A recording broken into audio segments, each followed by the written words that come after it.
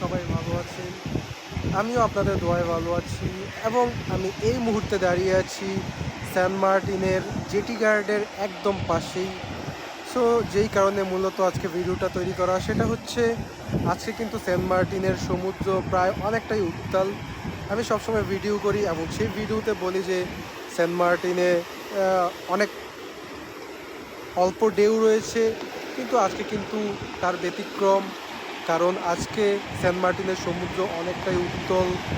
আর দেখতেই পাচ্ছেন যে আমার আশেপাশে প্রতিবারের মতো কোনো মানুষ নেই, কারণ সেন্ট মার্টিনে যেহেতু এই মুহূর্তে ট্যুরিস্টদের জন্য খোলা নেই, সেহেতু দেখতেই পাচ্ছেন যে একজন মানুষও নেই আমার আশেপাশে। আমি একাই কিন্তু দাঁড়িয়ে আছি সেন্ট মার্টিনের সমুদ্রের পাশে।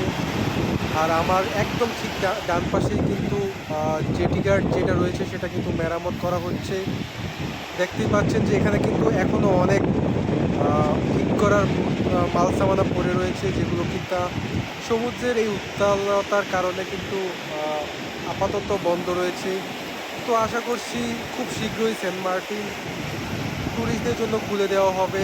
এটা সুন্দরভাবে মেরামত করা হয়ে গেলে আশা করি যারা যারা এবার সেন্ট মার্টিনে ঘুরতে আসবে নতুন একটা এক্সপিরিয়েন্স নিয়ে তবেই যাবে এখান থেকে। তো এই ছিল সেন্ট মার্টিনের